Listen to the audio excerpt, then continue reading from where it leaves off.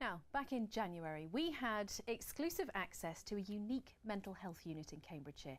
It's called Springbank and provides a year-long residential recovery programme for young women with borderline personality disorder. Many of them have been consumed by self-harm and by suicide attempts.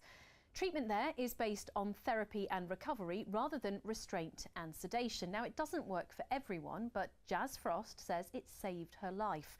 She was discharged in February. Anna Todd met up with her and her mum to find out what life after Springbank is really like. I was very poorly. I think this was probably one of the lowest points of my life before. 2 months later, Jazz went to Springbank. It came after 7 years of suicide attempts, hospitals and self-harm. Her prom dress hid the scars on her legs. The 12-bed unit at Fulbourn Hospital was different. No restrictions, restraints or sedations, just therapy and trust. 212 days. That's how long I've been self-harm free. So. And you keep a record of that? Yeah, I have a star chart.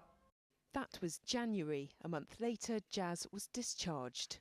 It was quite surreal because obviously I'd been there for a year, so it was very scary because I didn't know how I would cope. What was it like that first night on your own in your flat?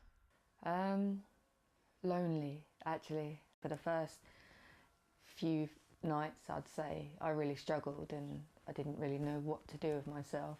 For Jazz's mum, Springbank had been a last chance. I did have a little bit of hope, but there was also, obviously, that little bit, is this just going to be another, like you say, another, have a look at her, then push her out the front door sort of thing.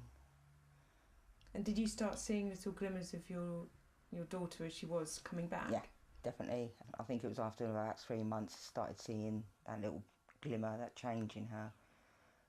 She had a sparkle in her eye and yeah, started seeing gradually little bits of Jazzy coming back to me.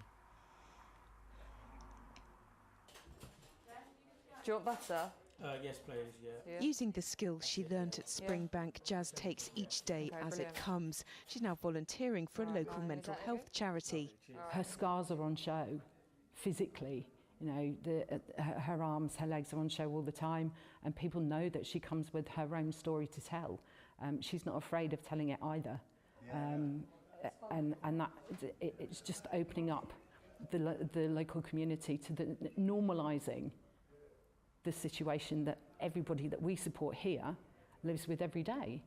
Springbank was a massive part of my recovery. It taught me things about myself that I didn't even realise, and it taught me that the reasons of my behaviours. And I'm always going to have borderline personality disorder. That's not going to go away. It's just how I manage it. Jazz wants to work in mental health, ultimately at Springbank, helping others just like her. In dark times, the closeness of others, so important.